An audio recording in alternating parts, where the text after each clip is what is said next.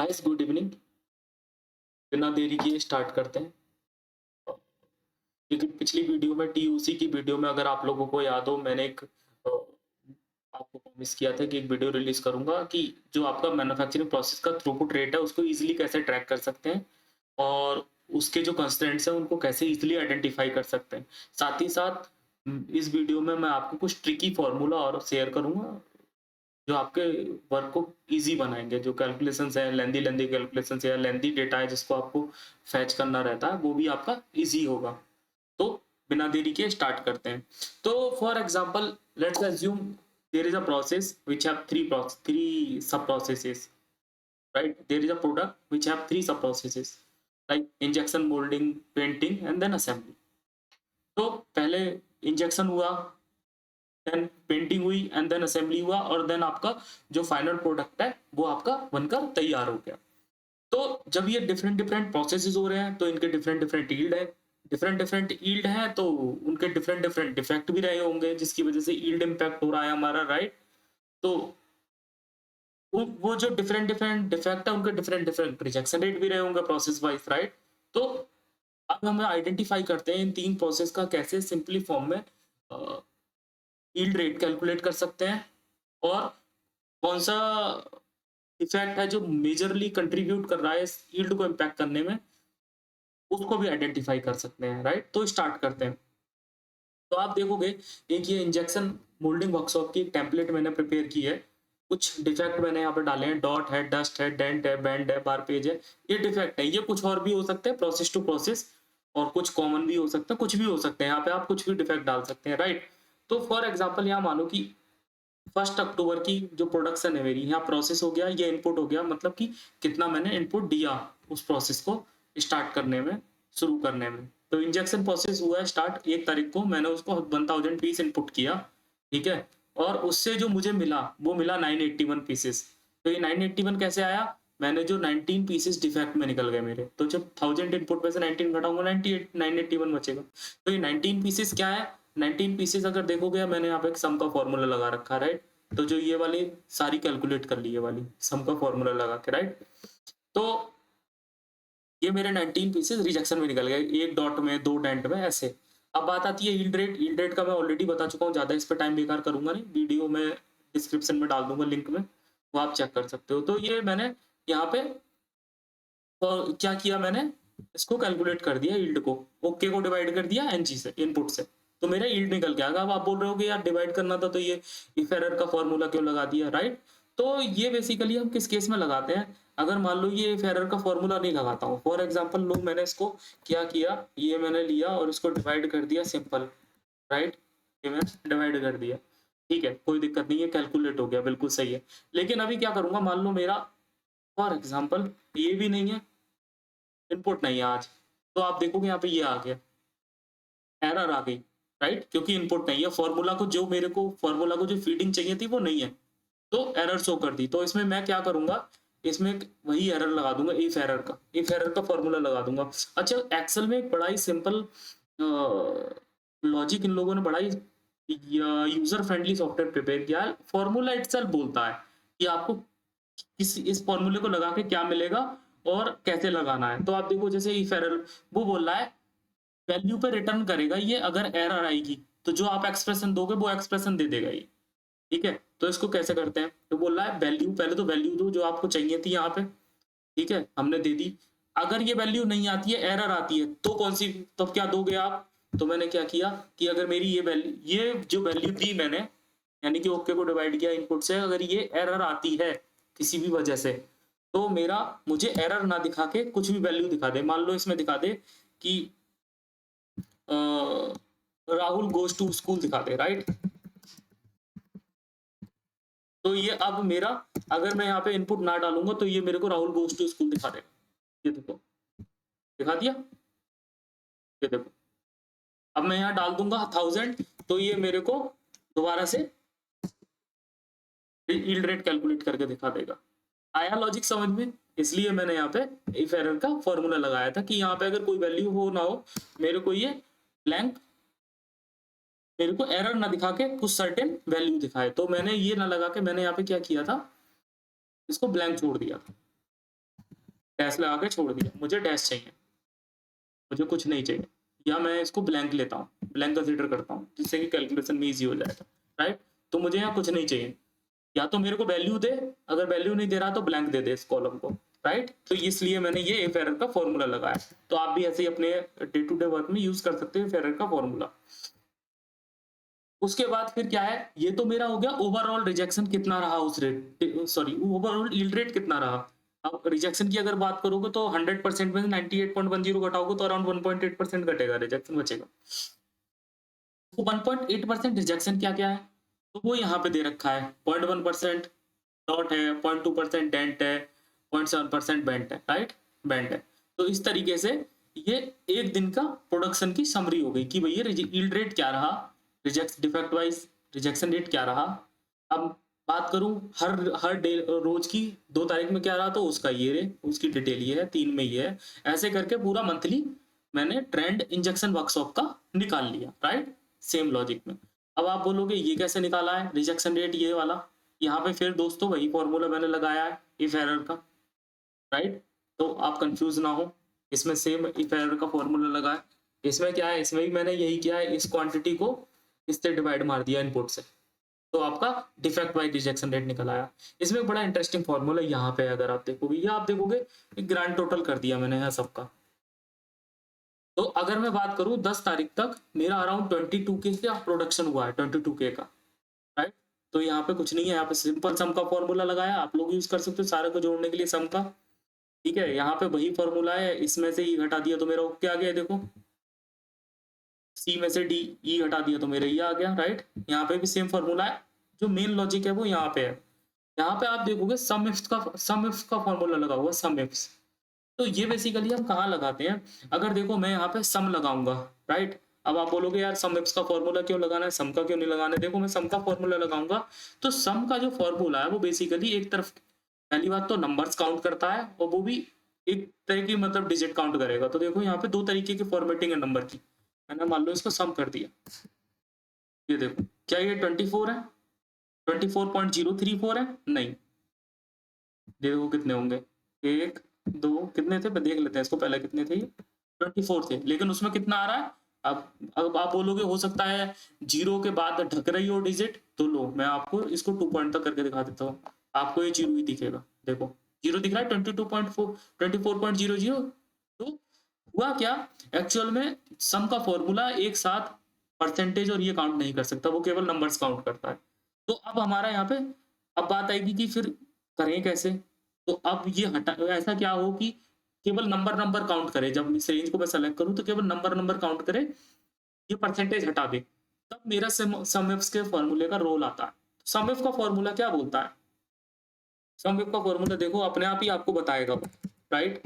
सम if का formula लगाते हैं, सम इफ्स, इफ भी नहीं है इफ्स, जब आप यहाँ पे बेसिकली एक ही कंडीशन थी तो सम इफ भी काम कर सकता था, बट मैंने सम इफ्स लगा दिया है। अब तो सम इफ्स ही बात करते हैं। तो सम इफ्स बेसिकली जब एक से ज्यादा कंडीशंस हो और फिर जाके आपको सम चाहिए, तब आप सम इफ्स लगाते हो, और सम इफ एक कंडीशन के साथ। तो मैं यहाँ सम इफ्स ही यूज कर लेता हूँ, जब सम इफ अभी स्टार्ट कर दिया। तो पहले क्या बोल रहा है, कौन सी रेंज आपको, देखो यहाँ पे लिख रहा है सम रेंज, राइट। तो कौन सी रेंज आपको जिसका सम करना है, तो मेरी रेंज है ये, आप इसको सेलेक्ट कर लो यहाँ तक, राइट। फिर बोल रहा है आपने सेलेक्ट कर ली, कॉमा लगा दो, आपने देखा होगा ये कॉमा कॉमा दे रहा है, इंडिकेट कर रहा है, मैंने कॉमा लगा। अब बोल रहा है आपका जो क्राइटेरिया वन है उसकी रेंज क्या है, तो मेरी क्राइटेरिया रेंज है ये वन है ये, राइट, ठीक है, इस पे कॉमा लगा दिया। अब ये वाली रेंज मेरी, मैं जब मैं डस्ट को काउंट कर रहा हूँ तब भी ये मेरी रेंज यही रह रही होगी, राइट। जब टेंट करूंगा तब भी क्राइटेरिया रेंज मेरी फिक्स होगी, केवल ये मूव करेगी। तो मैं इसको फ्रीज कर देता हूँ। अब बोलोगे यार फ्रीज कैसे होगा, तो फ्रीज के लिए हम डॉलर लगा देते हैं। अब बोलो डॉलर से कैसे फ्रीज होगा, देखो ये जो सिंबल है आप इसमें देखोगे, ये यहाँ देखोगे आप, ये डॉलर है, जी जी यहाँ पे इंडिकेट कर रहा है मेरा कॉलम, नंबर ऑफ कॉलम, और 4 मेरा इंडिकेट कर रहा है नंबर ऑफ रो, राइट। तो अब यहाँ पे मुझे ये रो ऐसे ये ऐसे करके 1 2 3 4 रो होती है, और ये कॉलम होते हैं ABCDEF, इस वे में हॉरिजॉन्टली रो कॉलम बोलते हैं, और वर्टिकल वर्टिकल मूवमेंट को रो बोलते हैं, राइट। तो अब आप देखोगे मैंने इसको फ्रीज कर दिया। अब बात करते हैं कि ठीक है आपने क्राइटेरिया रेंज में, अब इसमें क्राइटेरिया क्या है, मुझे केवल एनजी क्वांटिटी, केवल एनजी क्वांटिटी, सॉरी केवल मुझे यहाँ आप देखोगे ये, सॉरी दोबारा से बताता हूँ, इसको हम बार पेज रैप कर लेते हैं, राइट, जिससे कि मुझे दिखना शुरू हो जाए। तो हमारा क्या था, हाँ, तो हमारा क्राइटेरिया क्या था, हमारा क्राइटेरिया था कि मुझे इसमें से केवल एनजी क्वांटिटी का सम दे, ये फॉर्मूला। तो मैंने यहाँ एनजी क्वांटिटी सम सेलेक्ट कर ली, राइट। अब एनजी क्वांटिटी भी मेरी हमेशा कॉमन ही रहने वाली है, चाहे मैं डस्ट क्रिएट करूं, चाहे डेंट काउंट करूं या मेरा बैंड काउंट करूं। तो मैं इस एनजी क्वांटिटी का जो रेफरेंस दिया है इसको भी मैं डॉलर लगा के लॉक कर दे रहा हूँ। तो डॉलर या तो डायरेक्ट आप शिफ्ट के साथ जाके प्रेस करके डॉलर लगा सकते हो, आपका ऐप के पास मिलेगा जो ऐप वाले बटन रहते हैं ऐप सीरीज के, या आप F4 से भी लगा सकते हो, राइट। तो यहाँ भी मुझे सेल और रो दोनों ही ब्लॉक करनी है, तो इसलिए मैंने दोनों को लगा दिया, राइट। अब आप देखोगे ये केवल सम कर देगा। अब आप देखो यहाँ पे 24 आ रहा है, इसने क्या किया, सारे का सारा आपका ऐड कर लिया। अब बात आती है बाकी का कैसे करना है। तो बाकी का या तो ऐसी फॉर्मूले लगा दो आप सब में, या इसको ऐसे पकड़ो और ऐसे करके ड्रैग कर दो, ये देखो। और डबल चेक करना है तो चेक कर लो दोबारा, देखो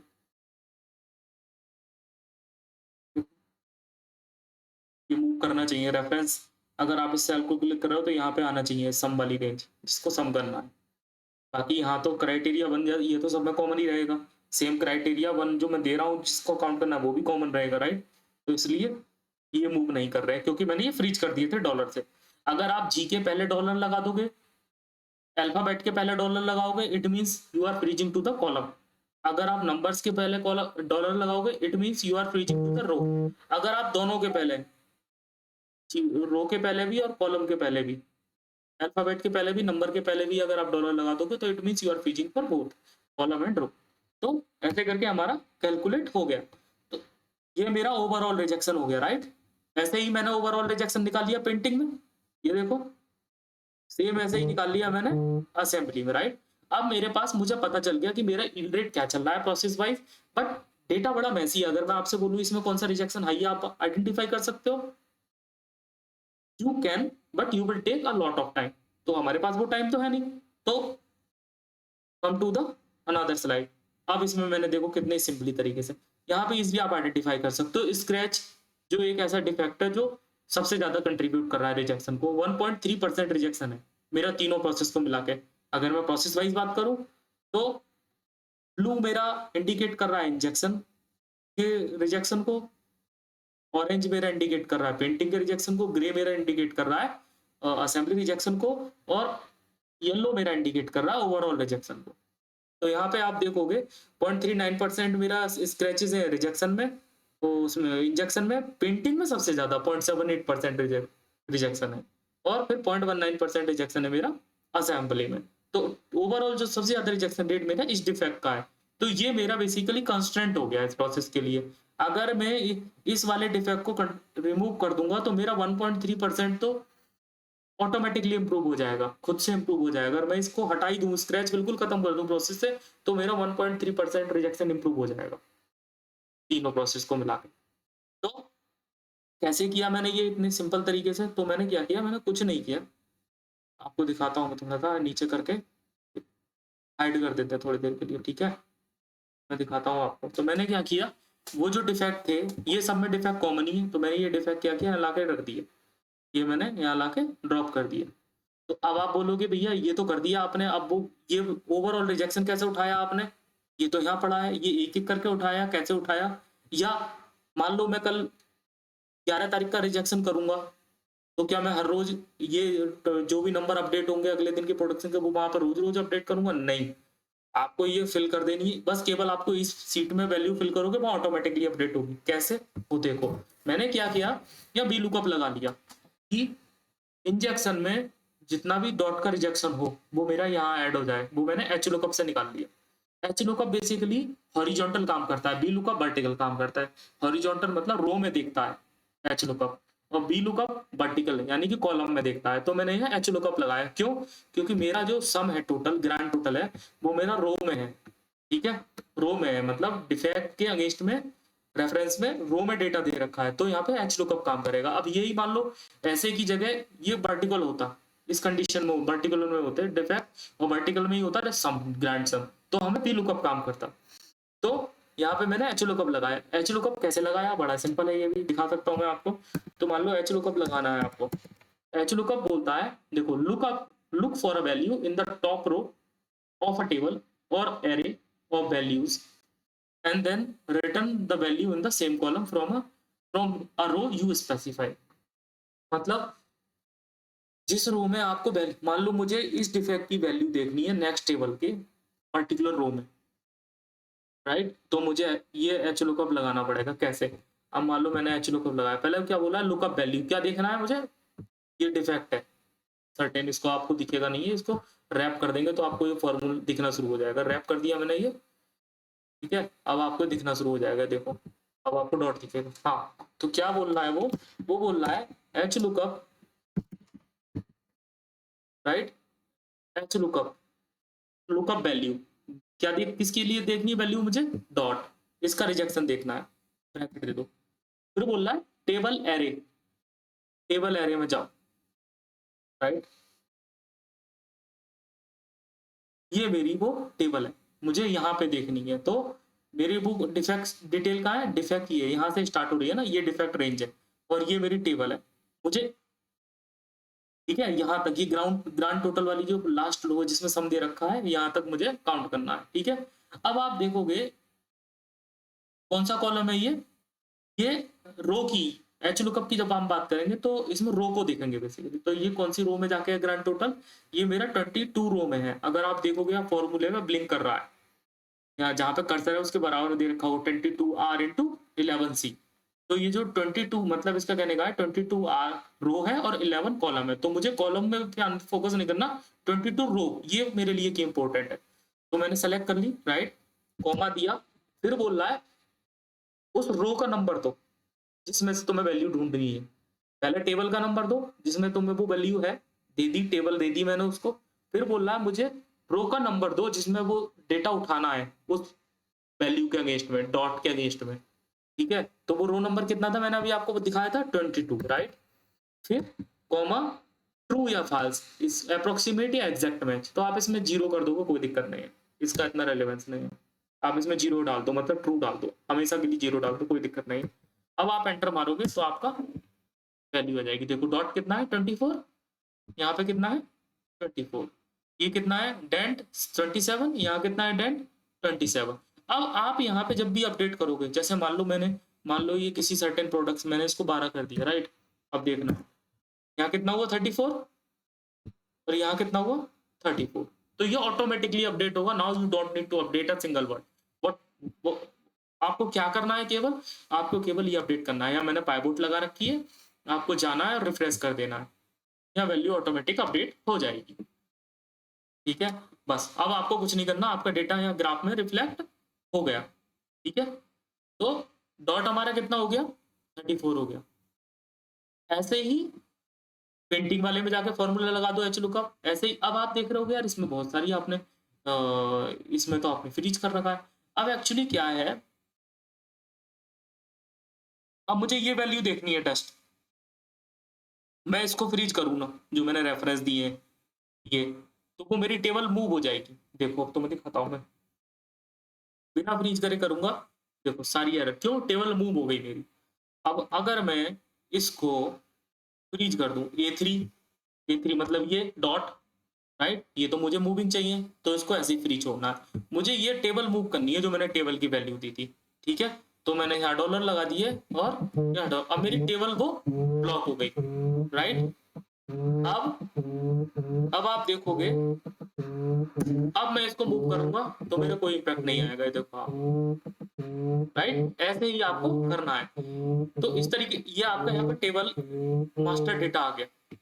अब आप बोलोगे यार ये रिजेक्शन रेट कैसे निकाला है? तो रिजेक्शन रेट में कुछ नहीं किया, ये मेरा टोटल ओवरऑल रिजेक्शन था, राइट। डॉट का तुम इसको डिवाइड, अगर मुझे इसका रिजेक्शन रेट निकालना है तो मैं पर्टिकुलर एक डेट के रिजेक्शन रेट से तो डिवाइड करूंगा नहीं, ओवरऑल डिवाइड मारूंगा इसको, राइट। तो मैंने क्या किया, इसको यहाँ से, ये आपको दिख नहीं रहा है तो मैं इसको दोबारा से एक्सट्रैप कर देता हूँ, ठीक है। अभी आप देखो, अभी देखो इसको डिवाइड मारूंगा किससे, किसकी वैल्यू है ये, इंजेक्शन की, राइट। इंजेक्शन का एनजी है ये, तो इंजेक्शन की सीट में जाऊंगा मैं, और ये मेरा ग्रैंड टोटल दे रखा है, ठीक है। अब ये भी मेरा ग्रैंड टोटल, इनपुट तो सबके लिए अलग एक ही रहेगा, इफेक्ट मेरे अलग अलग है, रिजेक्शन अलग अलग है, तो मैं इनपुट को फ्रीज भी कर दूंगा, ठीक है। अब देखो आप, आ गया। अब इसको अगर मैं फ्रीज कर दिया, अब मैं इसको ड्रैग करूंगा, कोई इम्पैक्ट नहीं पड़ेगा। अगर मैं इसको फ्रीज नहीं करता तो देखो आपका, क्योंकि मेरा इनपुट शिफ्ट हो जाता ना, हटा दिया देखो मैंने। अब मैं इसको ड्रैग करता हूँ फॉर एग्जाम्पल, तब देखना आप क्या इम्पैक्ट आएगा। देखो सारे शिफ्ट हो गए, क्यों, क्योंकि वो इनपुट मेरा ड्रैग हो गया, इनपुट मेरा आगे चला गया। देखो ना, यहाँ कितना था, 24 था, C24, ठीक है। ये देखो आप, यहाँ C24 था, अब इस अगले कॉलम में C25 हो गया होगा, देखो अगले कॉलम में C20, देखो हो गया। तो इसलिए मेरे वो इम्पैक्ट कर रहा है। अब क्या हुआ, अब आप देखोगे इसमें भी 24, इसमें भी 24, सब में सेम है, बस मेरा रिजेक्शन अलग अलग है। तो होने दो, रिजेक्शन तो अलग अलग ही होने चाहिए तभी मुझे एक्यूरेट। तो ऐसे ही सेम इसी प्रिंसिपल के साथ आप ये तीनों क्रिएट कर लोगे, और सेम ओवरऑल रिजेक्शन के लिए इन तीनों को काउंट कर लो, ऐड कर लो, तो ओवरऑल रिजेक्शन आ गया। पीवोट कैसे लगाते हैं, पीवोट लगानी है अगर आपको, तो यहाँ जाओ, सर्ट में जाओ, और पाइवोट में जाओ, और आपका पीवोट में भी मत जाओ आप। इसका बेसिकली ग्राफ भी चाहिए ना, केवल आपको पीवोट टेबल तो चाहिए नहीं, आपको केवल ग्राफ भी चाहिए डायरेक्ट। तो बेटर है आप डायरेक्ट पीवोट ग्राफ में जाओ, पीवोट चार्ट दे रखा होगा इंसर्ट में जाके, राइट। तो आप पीवोट चार्ट में जाके, इंसर्ट में जाके जब क्रिएट करोगे, इसको सेलेक्ट कर लिया आपने ये टेबल पूरी, और आप इसको एग्जिस्टिंग सीट है, मान लो एक नई सीट में लेना चाह रहे हो आप, इसको नई सीट में ले लेते हैं, ठीक है। तो new seat, new work seat में क्रिएट कर दो। तो ये न्यू मेरी ये आ गई, टेबल क्रिएट हो गई। अब मुझे क्या चाहिए, मान लो मेरे डिफेक्ट दिखे मुझे, आ गए डिफेक्ट। और मुझे क्या चाहिए, मान लो फॉर एग्जांपल मुझे केवल ओवरऑल रिजेक्शन चाहिए, दिखे मुझे, ठीक है। ये ओवरऑल रिजेक्शन आ गया। अब आप बोलोगे यार ये तो उसमें आ रहा है, क्या बोलते हैं आपका, नंबर में आ रहा है परसेंटेज की जगह, तो नो वरी। इसके लिए क्या करो, यहाँ जाओ, वैल्यू फील्ड सेटिंग में जाओ, ठीक है, और ये नंबर फॉर्मेट में जाओ, उसके बाद जाके इसको परसेंटेज में कन्वर्ट कर दो। अब आप देखो, ये देखो हो गया। अब आप बोलोगे यार ये बहुत ज्यादा वैसे आ रहे हैं, क्या कहते हैं, कोई छोटा कोई बड़ा, इसको डिसेंडिंग ऑर्डर में लेना है, तो आप यहाँ जाओ, ठीक है, डिसेंडिंग ऑर्डर में लेके, सॉरी डिसेंडिंग ऑर्डर में, बट मोर सॉर्ट के साथ जाओ, अदरवाइज वो इसके अगेंस्ट में आपका सॉर्ट कर देगा। देखो डिसाइड कर दिया रो लेवल के साथ, तो हमें रो लेवल के साथ तो करना ही नहीं है, हमें तो रिजेक्शन रेट के हिसाब से डिसेंडिंग ऑर्डर में करना है। तो यहाँ जाओ, इसको सम ऑफ ओवरऑल रिजेक्शन कर दो, और अब आपका ग्राफ अपडेट हो गया, ये देखो। अब मान लो आपको इसका रिजेक्शन ऐड करने, ठीक है, तो आप यहाँ पे डेटा लेवल ऐड कर दो, सॉरी डेटा लेवल ऐड कर दो, ये रिजेक्शन रेट आ गया हर एक डिफेक्ट के। अब आप बोल रहे हो भाई मुझे केवल ओवरऑल रिजेक्शन, तो चलो ठीक है आपने दिखा दिया, मुझे ये प्रोसेस वाइज रिजेक्शन भी चाहिए इस ग्राफ में। तो मेरा क्या क्या चाहिए, इंजेक्शन का रिजेक्शन रेट चाहिए, ठीक है, प्रिंटिंग का रिजेक्शन रेट चाहिए, ठीक है, असेंबली का रिजेक्शन रेट चाहिए, ठीक है, यही है ना। और ओवरऑल रिजेक्शन रेट को सबसे लास्ट में डाल दो, यही है ना, ओवरऑल रिजेक्शन रेट को सबसे लास्ट में डाल दो, ठीक है। अब आपके बोलोगे यार ये फिर से सारे वैसे हो गए, इसका फॉर्मेट फिर चेंज कर दो, कैसे, फिर से इसका फॉर्मेट चेंज करो, नंबर में दे रखा है ना वैल्यू, वैल्यू फील्ड सेटिंग में जाओ, ठीक है, नंबर फॉर्मेट में जाओ, और फिर उसके बाद परसेंटेज में क्लिक करके चेंज कर दो, आपकी सारी परसेंटेज में कन्वर्ट हो जाएगी पूरी सीरीज। ये भी ऐसी कर दो परसेंटेज में क्रिएट, चेंज। अच्छा इसमें क्या है, आप ये दो तरीके से भी हो सकता था, केवल पीवोट लगाओ, पीवोट वाली जो वैल्यू आती है उस पर ग्राफ लगा दो, तो डबल डबल काम होता।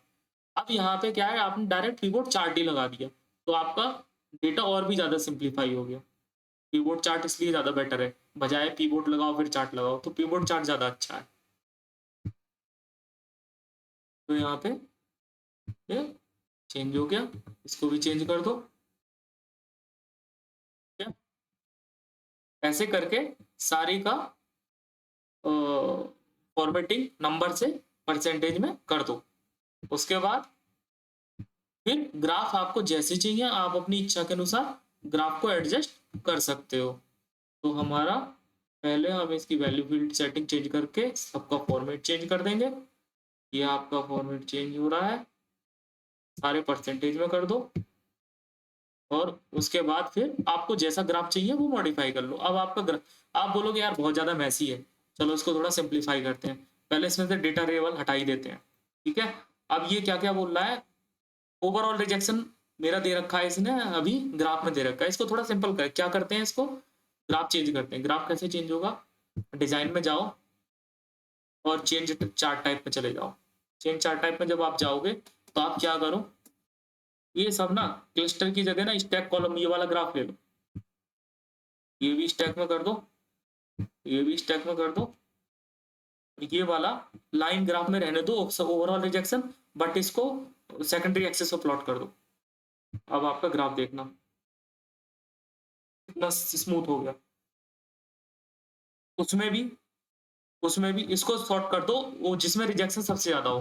तो जैसे मैंने वही बताया था, मोड सॉर्ट ऑप्शन में जाके डिसेंडिंग ऑप्शन में जाके ओवरऑल रिजेक्शन पे लगाओ आप इसका डिसेंडिंग ऑर्डर, तो आपका ग्राफ देखना एकदम स्मूथ हो जाएगा। ये देखो, तो इस तरीके से हमने ये ग्राफ प्लॉट कर दिया। तो ऐसे करके आप लोग भी अपने डेटा में ग्राफ प्लॉट कर सकते हैं। तो इससे पता चल जाएगा, आप दोबारा ओरिजिनल सीट पे आ जाते हैं तो इससे पता चल रहा है कि मेरा कौन सा रिजेक्शन सबसे हाई है। अब मैं मुझे इजी हो गया वो कहाँ ऐसा डेटा मैसी सा जिसमें आपको टाइम लग रहा है आइडेंटिफाई करने में, और रॉन्ग जजमेंट भी हो सकता है, ठीक है। और डेली के डेली इतना ही टाइम स्पेंड करना है, उससे बेटर है कुछ नहीं है। आपका जो भी जिस बंदे को भी आपने असाइन किया है वो डेटा भर देगा, आप उसको सिंपली ये वाले डैशबोर्ड देखोगे, अच्छा आज स्क्रैच ज्यादा है, ओ कल गेट पॉइंट ज्यादा, ठीक है आज श्रिंकेज ज्यादा है। तो आप इजिली, आपको डेटा एनालिसिस में टाइम नहीं लगा, आपके सामने मेन इश्यूज आ गए, उनका रूट कॉज एनालिसिस कर लो और वो आपका इंप्रूव हो जाएगा। अब बात आ जाती है यील्ड रेट क्या चल रहा है, चलो ठीक है ये तो मेरा रिजेक्शन रेट रहा, तो मेरा यील्ड रेट भी कुछ नहीं है। यील्ड रेट मेरा बैकअप सीट में ऑलरेडी निकला हुआ है, ठीक है। तो यहाँ भी मैंने वही किया, ये मेरा यील्ड रेट है, ठीक है। ये मेरा रहा यील्ड रेट।